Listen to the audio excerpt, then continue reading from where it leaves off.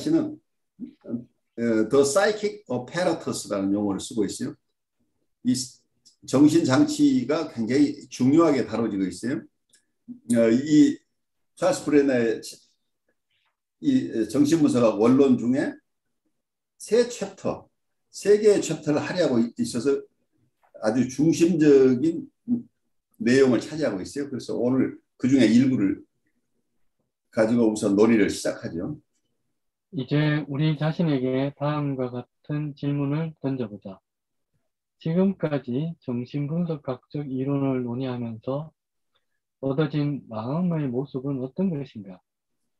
이 질문에 대한 해답을 구상하면서 우리는 맨 먼저 서술적인 성격을 띠는 정신기능에 대한 두 가지 기본적이며 확정적 가설에서부터 출발하였다는 점을 알 수 있다.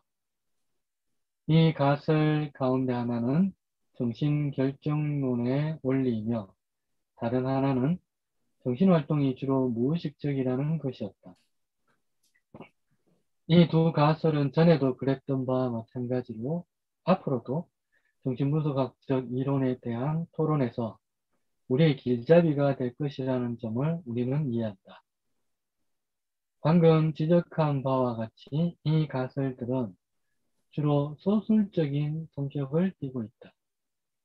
그러나 우리는 충동이라는 다음의 주제에서 기본적으로 역동적인 개념을 다루고 있었다는 점을 발견하게 될 것이다.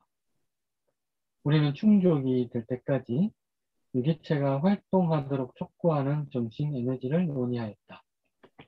그리고 유아가 성숙하면서 나타나는 발생적으로 결정된 본능적 구성체의 변화 양식, 이러한 변화 양식이 전반적 범준의 개인차, 성욕적, 공격적 에너지 대상의 변화, 고착점 확정, 그리고 우리가 본능적 퇴행이라고 부르는 이러한 고착 지점에 대한 정신 에너지의 복귀 현상들에 대해 관하여 우리는 지금까지 토론하여 왔었다. 사실상 마음이란 정적이고 생명감이 없는 것이기보단 변화가 있고 역동적인 것이라는 개념을 우리에게 알려진 것이 정신분석학적 이론의 핵심이다. 정신분석학 이론은 우리에게 마음의 성장과 기능, 또한 정신의 다양한 부분들의 작용, 그리고 그들의 상호작용과 갈등을 나타내 보여주고 설명하려고 시도한다. 프로이트가 정신장치의 요소라고 이름 붙였던 현상들을 다루는 제3, 4, 5장에서 우리가 알게 되는 바와 같이 마음을 여러 부분으로 나누는 분류조차도 역동적이고 기능적인 바탕 위에서 이루어지고 있다. 프로이트가 정신장치의 모형을 구성하려고 하였던 최초의 시도는 꿈의 해석의 마지막 장에 나타나 있다. 그는 정신장치의 모형을 연속적으로 연결된 많은 광학적 부분들로 구성되어진 현미경이나 망원경과 같은 복잡한 광학기구와 비슷한 것이라고 상상하였다. 정신장치는 연속적으로 연결되어 있고 만약 다음과 같은 말로 비유될 수 있다면 한쪽 끝에는 지각체계가 있고 다른 끝에는 운동체계가 있으며 그 사이에는 다양한 기억과 연상체계가 뻗어있는 여러 정신적 구성 요소들로 이루어진 것으로 개념화되어졌다. 그러므로 정신에 대한 이와 같은 초창기 개념에서조차 정신에 대한 구분은 기능적인 구분이었음을 우리는 알 수 있다. 감각 자극에 반응하는 밀접하게 연관되어 있는 부분인 정신장치의 한 부분이 활성화될 때 의식적 현상으로 나타나며 다른 부분은 기억의 흔적을 저장하고 또 이들을 회상해낸다. 마치 반사호의 한 요소에서 다른 요소로 신경 충동이 통과하는 것과 마찬가지로 한 체계에서 다른 체계로 어떤 종류의 정신적 흥분이 흐르며 이는 각 체계를 번갈아 가면서 활동하게 한다. 이에 덧붙여 프로이트는 정신구조를 세 가지 체계로 구분하였고 그의 초기 이론에서 기억과 연상체계 사이에 이들을 삽입하였다. 그러나 이와 같은 세 가지 체계들에 대한 그의 최초의 논의에 있어서조차도 이 체계들은 근본적으로 중요하며 완전히 새로운 것으로 나타났다. 그는 다음과 같이 요약될 수 있는 이후의 논문에서 이 체계들에 관한 그의 생각을 자세히 설명하였다. 정신의 내용과 작용은 의식적인가 아닌가에 따라서 분류될 수 있다. 세 가지 체계들은 무의식 체계, 무의식적에서, 전의식 체계, 전의식적에서, 의식 체계, 의식적에서로 구별된다. 이 용어가 유래된 원래 낱말의 일반적인 의미와 이 용어의 의미가 혼돈되는 것을 피하기 위하여 약자들이 명칭으로 사용되었다. 여기서 아주 재미있는 게 이분이 논문에서 쓰고 있는 것은 약자를 쓰고 있다는 거예요. 하나는 UCS, PCS, CS라는 표현을 써서 원래 이 말을 만들어낸 건 unconscious라는 말에서 UCS라는 표기를 하고 preconscious를 PCS라고 쓰고 conscious를 CS라고 표기하고 있는데 이것 자체를 원래 용어의 의미로부터 분리시키고 싶어 하는 거죠. 하나의 UCS 시스템, PCS 시스템, CS 시스템이라서 마음의 하나의 기구 이론이에요. 그러니까 사이킥 어페러투스가 이렇게 세 가지로 구별된다. 혹은 또 다른 쪽에서 지형학적이라는 개념, 토포그래피컬 티어리 쪽에서 본다면 마음을 이 세 개의 영역으로 나누어 있다. 이렇게 설명하든 어떤 방식이든 이게 자체를 심리 구조나 심리 영역이라는 개념으로 이해하려고 애썼던 부분이죠. 그래서 원래 우리가 쓰는 용어보다 과학적인 어떤 표기 방식을 선택했다고. 이게 비욘의 글을 읽으면 비욘도 어떤 테이블 같은 것으로 만들어서 그 속에 여러 알파, 베타 뭐 이렇게 쭉 여러 기호들을 사용하고 있죠. 그래서 과학적으로 어프로치하고자 하는 소망이 프로이드부터 시작돼서 이게 우리가 그게 좀 더 발달된 형태로 비혼에게서도 우리가 볼 수 있는 거죠. 그래서 정신분석을 사이언티픽한 어떤 분야로 잘 정립하고 싶은 욕구가 우리에게 끊임없이 있는 부분이죠. 그렇지만 그런 어프로치도 필요하지만 궁극적으로 이런 사이언티픽, 특히 자연과학적인 어프로치만 가지고 인간을 이해하는 건 또 불가능하다는 또 한계도 인식해야 되기 때문에 이 두 가지를 어떻게 수용하느냐가 끊임없이 우리에게 주어지는 도전으로 보여요. 현대 사회에서도 우리 마찬가지일 거예요. 끊임없이 우리가 신경학이나 뇌과학의 발전, 브레인 사이언스나 신경학의 발달을 통해서 바로 우리 마음을 충분히 이해하고 그리고 우리의 마음의 작동을 우리가 생각하는 방향으로 움직일 수 있었으면 하는 우리의 소망이 항상 있죠. 그렇지만 실제 임상에 들어가게 된다면 그게 그렇게 수월한 게 아니고 미케니컬하게 자연과학적인 어떤 구조 이론 그리고 단순하게 구조 이론과 에너지 이론만 가지고 우리의 섬세한 마음들을 다뤄낼 수 없다는 한계를 우리가 또 인정할 수밖에 없게 되는 거죠. 그런 점에서 여기서 보여지고 있는 UCS 그리고 PCS, CS라는 용어는 제가 꿈분석 책을 처음 대하면서 본 이 용어들이요. 도대체 왜 이렇게 썼을까? 그 시스템 UCS, 시스템 PCS, 시스템 CS라는 것을 계속 설명하고 있는데 굉장히 그 말을 납득하기 어려웠었던 체험이 있어요. 그래서 프로이드가 애쓰고 있었던 부분이다. 그리고 후학들도 끊임없이 이렇게 애쓰고 있다. 그래서 오늘 현재도 계속해서 자연과학적인 어프로치를 통해서 인간의 마음을 우리가 충분히 이해할 수 있었으면 하는 소망은 지속되고 있다. 특히 우리가 AI라는 아티피셜 인텔리전스가 고도로 발달하면서 이런 도전은 점점 커지고 이런 유혹은 훨씬 더 강해진다고 보여요. 그래서 구체적으로 특수한 인간들을 이해하는데 이런 전반적인 자연과학적인 과학적인 어프로치라고 하는 것은 어떤 통계학에 기반을 둔 어떤 전반적인 이론, 인간은 이런 거야라는 이해를 가지고 구체적인 인간을 보려고 하는 이런 시도는 끊임없이 진행되고 있다. 이렇게 이해하면 좋겠어요. 얼핏 보기에는 프로이트의 정신장치 이론은 이와 같은 역동적이고 기능적인 개념과는 거리가 먼 것처럼 보인다. 이는 순전히 정적이고 질적인 근거에 따라, 다시 말하면 의식적인가 아닌가에 따라 정신의 부분들을 구별하고 있는 것처럼 보여진다.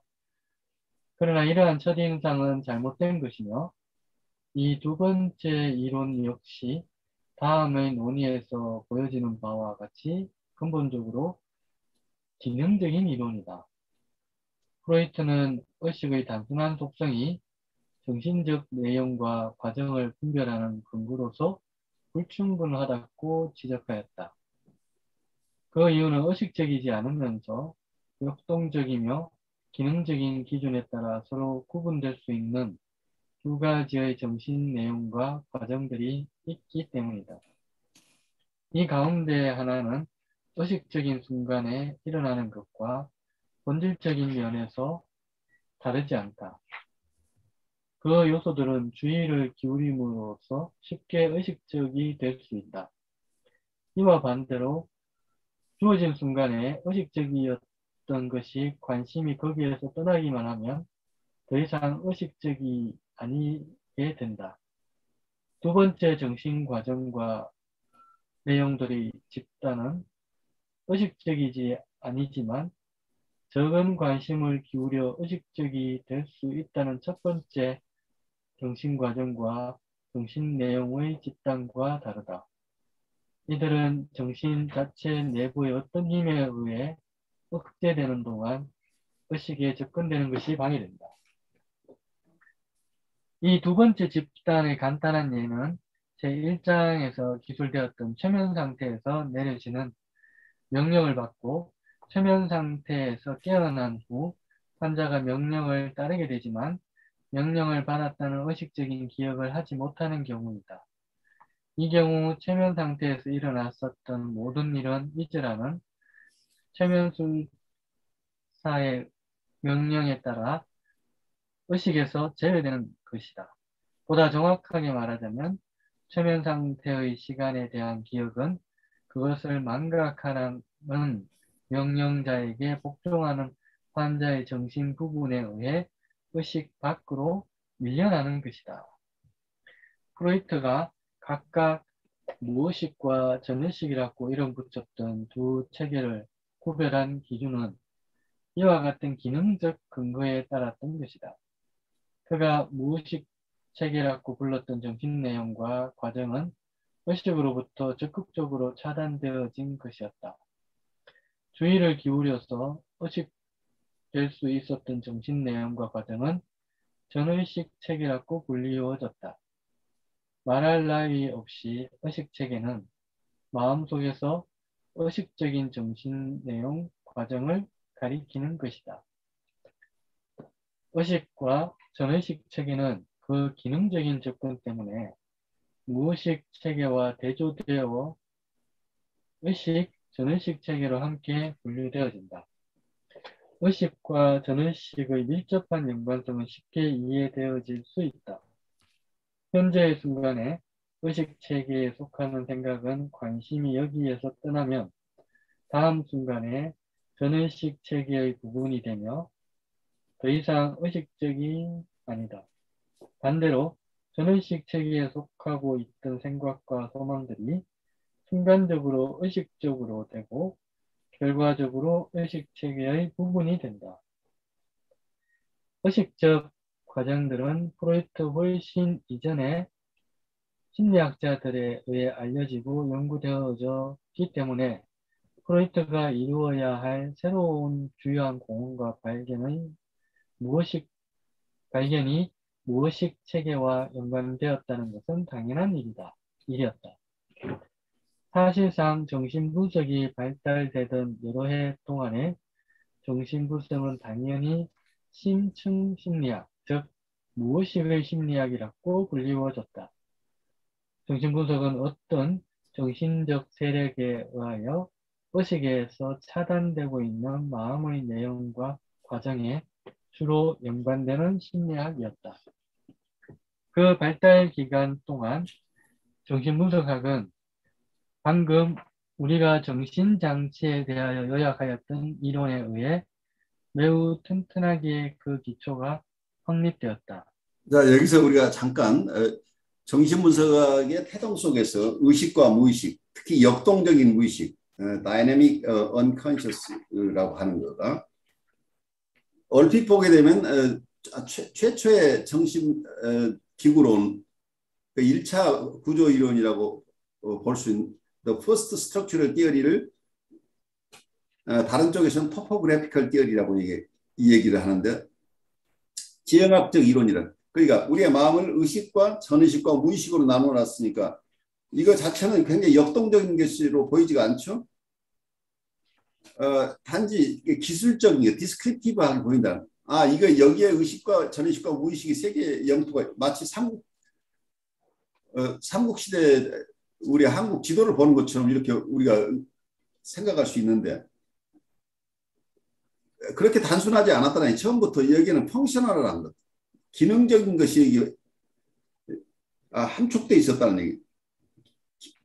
그래서 펑셔널 어프로치가 있었다고 보는 부분은 왜 그러냐면, 전의식과 의식 그리고 무의식을 구별할 때 의식과 무의식 사이에는 굉장히 쉽게 오고 갈 수 있는 거죠. 지금 내가 생각하고 있던 것이 내가 다른 생각을 하는 동안은 전의식에 가 있다는 얘기. 그리고 아까 내가 무슨 생각했지 하면 금방 회상해낼 수 있는 것은 전의식에 있던 내용이 의식으로 온다는 얘기죠. 그런데 여기서 순수한 의미에서 무의식이라고 하는 것은 그렇게 쉽게 접근하거나 알아차릴 수 있는 것이 아닙니다. 내가 계속해서 어떤 사람을 만나면 처음에는 굉장히 가깝다가 조금 지나면 이 사람하고 있는 게 불편해져서 그 사람하고 관계를 끊어내는 이런 상황을 계속 내가 경험하거나 내가 만나는 어떤 대상이 그걸 경험하고 있을 때 왜 저럴까 하는데, 그 원인은 그 동기를 알 수가 없는데 그 동기가 무의식 속에 있다고 하는 거예요. 이 무의식 속에 있는 그 내용물은, 그 컨텐츠 자체는 쉽게 드러나지 않는다는 거예요. 우리 애써서 그걸 내가 왜 이럴까 아무리 궁리라도 그걸 찾아낼 수 없다는 거죠. 그래서 이것은 어떤 힘에 의해서 억압하는 힘이 있다고 하는 거예요. 그래서 역동적이라고 하는 걸 우리가 잘 이해해. 단순하게 어디에 있는 게 아니고, 전의식에 있거나 무의식에 있는 것을 이 역동적인 언더스탠딩을 이해하지 못하면 그냥 전의식에 있는 거 가서 꺼내오거나 무의식에 있는 거 가서 꺼내오면 될 텐데 왜 무의식에 있는 건 안 될까? 라고 할 때 거기에는 어떤 역동적인 장벽이 숨겨져 있다는 거죠. 함부로 접근할 수 없도록 하고 있는 어떤 장벽이 있다고 하는 것은 거기에는 억압하는 힘이 있고 억압을 뚫고 나오려고 하는 힘이 있다. 그리고 어떤 포스가 있고 카운터 포스가 있다고 하는 이런 역동적인 개념이 속에 숨어 있다. 지형학적 이론이라고 토포그래피컬 띠어리라고 하면 그 속은 그냥 기술적인 것이라고 이해하고 있는데, 깊이 들여다보면 사실은 이미 펑셔널 어프로치라는 기능적인 접근이 이미 1차 이론 속에 있었다는 거예요. 근데 이걸 좀 더 정교화한 게 2차 구조 이론이에요. 2차 구조 이론에서는 자아와 이두와 그리고 초자라고 하는 이런 세 개의 개념이, 이런 역동적인 개념을 가지고 좀 더 이 시스템 자체, 우리의 마음의 구조 자체, 아까 이 구조 자체를 조금 더 정교하게 좀 더 순수하게 기능적인 측면에서 더 중점을 둬서 분류를 한 거다. 1차 구조 이론을 좀 더 정교한 2차 구조 이론이다. 이 두 가지가 다 어떤 시스템 티어리죠. 우리 마음에 대한 마음의 구조에 대한 이론이다. 이게 어쩌면 이 프로이드의 S 내용을 보면은 어떤 우리 정신기구가 있고 정신기구 안에서 어떤 것이 프로세스 되는지 정신활동의 내용이 따로 있지요. 그런데 이 개념을 좀 이해하는데 불교의 유식론에서 봤던 것은 굉장히 우리에게 시사하는 바가 커요. 불교에서는 아마 우리 김동환님이 저 더 잘 설명할 수 있겠지만 제가 그냥 간단하게 이해하고 있는 것은 우리의 마음을 어쩌면 안일이 설신의라고 봐서 육식이라고 하는 건 처음에는 어떤 시각, 청각, 후각, 미각, 촉각이라고 하는 이런 5개의 식이 있고 그리고 요즘 말로 하면 종합적인 브레인에 의해서 생각되는 의식이 있다고 그래서 안식, 이식, 비식, 설식, 신식, 의식이라고 하는 이 시스템 우리의 마음이 어떤 감각을 하는 체계라고 센싱하는 체계죠. 감각기관들을 얘기를 하는 거죠. 감각기관이 눈도 있고 귀도 있고 그리고 코도 있고 그리고 혀가 있죠. 그런데 그것뿐만 아니라 이걸 종합해내는 뇌도 있다. 브레인도 있다. 이렇게 본다면 우리의 전체 바디의 어떤 파트들이죠. 이게 감각기관이죠. 이 감각기관으로부터 어떤 것을 포착해낼 수 있는 어떤 식이 있다는 어떤 식이 있는데 예, 처음 오식을 어떤 분들은 유식학하는 분은 전오식이라고 얘기를 하더라고요. 전오식이 있고 그리고 육식을 의식이라고 하는데 이거 자체는 전부 프로이드 이론에 의하면 이거 자체가 의식에 속하는 consciousness에 속하는 거죠. 그리고 유식학의 세계는 7식과 8식을 얘기를 하는데 7식은 말라식이라고 얘기하는데 이걸 자아의식이라고 표현을 하기도 하고 어떤 분은 그걸 8식을 아르웨야식이라고 표현하는데 이게 무의식이라는 얘기. 그런데 이 두 가지가 다 7식과 8식을 심층식이라고 이해를 해요. 심층식이라면 여기서 여기 정신분석과 원론에서 나오는 심층심리학이 depth psychology가 바로 여기서 유식학에서 얘기하는 7식과 8식에 대한 이론이라고 우리가 이해할 수 있다. 그래서 프로이드의 어떤 여기서는 정신기구론을 좀 더 잘 이해하려면 프로이드보다 훨씬 더 자세하게 의식과 무의식을 구별했던 어떤 유식학을 우리가 조금 이해하는 것이 도움이 되지 않겠느냐 하는 생각을 해요. 그래서 우리 중생들이 어떻게 사물을 이해하는가 하는 것을 우선 이해하고 그 이후에 어떤 지혜에 대한 얘기를 하기 이전에 우선 현상학으로서 우리 정신분석학은 여기 유식학의 발전이라고 우리가 이해해도 좋겠다는 생각이 들어요. 그런 점에서 유식학이 유식학 그 자체에 머무르지 않고 지혜의 학문으로 변화돼야 된다고 하는 것처럼 불교에서 유식학이 차지하는 비중이 저에게는 병리적인 현상에 대한 이해나 일반적인 심리 현상에 대한 이해를 넘어서서 우리의 삶의 지표로서 정신분석의 발달을 라이프 코칭 쪽에서 보아야 된다고 하는 게 어쩌면 지혜의 학문으로 정신분석학이 발달돼 나가야 할 당위성을 생각하게 합니다. 심리적인 내용을 잘 이해하고 심리적인 현상에서 오는 장애를 극복하는 데 도움을 주는 영역으로서의 정신분석이 중요하지만 또 한편에서는 지혜를 깨쳐가는 과정으로서의 정신분석도 굉장히 중요하다. 결국 지혜를 깨쳐가는 과정이라고 하는 것은 우리의 인간의 성숙함으로 나아가는 과정. 그래서 인격적인 성숙함으로 가는 과정까지를 포함하는 라이프 코칭의 개념을 포함하는 사이코애널리시스가 왜 필요한가 하는 것을 저는 이제 이런 부분에서 함께 보고 있어요.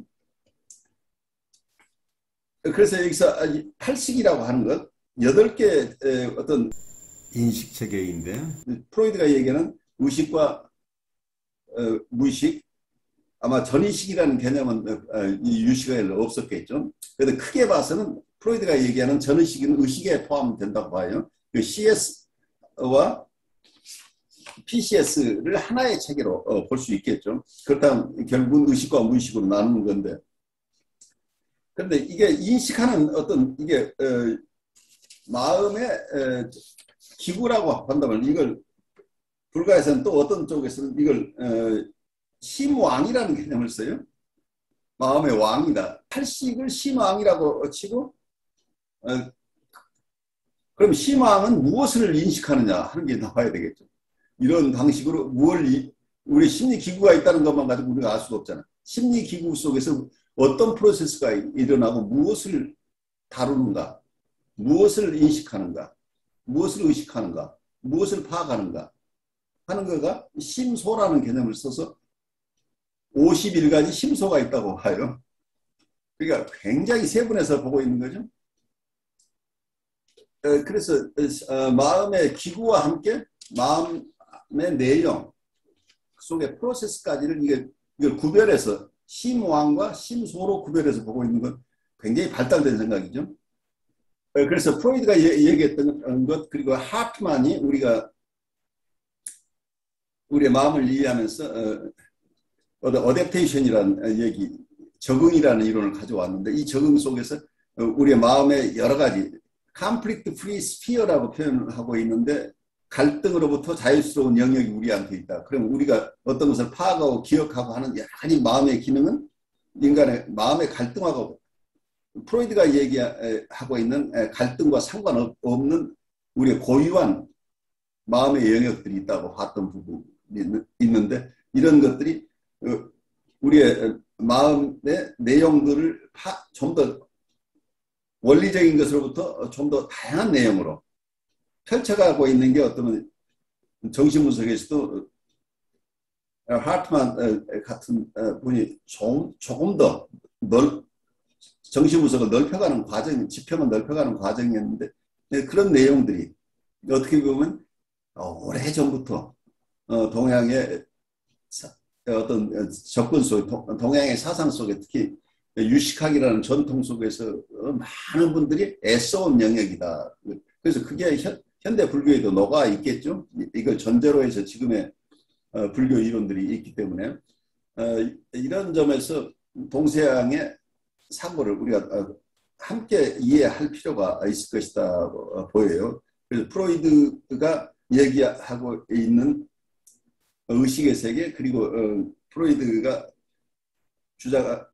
프로이드를 중심으로 서양에서 발달하기 시작한 심층 심리학이라고 하는 뎁스 사이칼러지라고 하는 게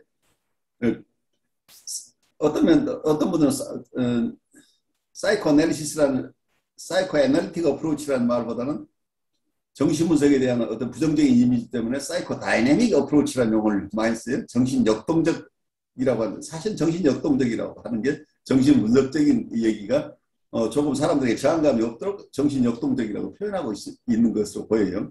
그래서 정신역동적이라고 하는 이 다이내믹한 어프로치 자체를 우리가 이해할 필요가 있다. 심층 심리학은 사실은 현대에 와서 발견된 게 아니고 옛날에도 이걸 알고 있었다는 거죠. 그래서 어떤 7식, 8식에서는 그 무의식의 속에 거의 특히 8식은 어떤 윤회의 원인이 바로 8식에 우리의 삶들이 다 저장돼 있어서 인과가 그 속에 다 있어서 다시 다음 생으로 윤회가 일어난다는 이런 이론까지 이 속에 포함되어 있어서 굉장히 복잡한 이론들이죠. 그 이론 속에서 이와 같은 어떤 무의식의 세계에 대한 이론을 프로이드가 현대에 와서 어떤 19세기, 20세기 들어오면서 정신분석학이 이 뎁스 사이칼러지 쪽에 더 깊이 연구를 하게 됐다 하는 연원적인 것을 조금 이해하고 우리 얘기를 좀 더 진전시켜 보죠.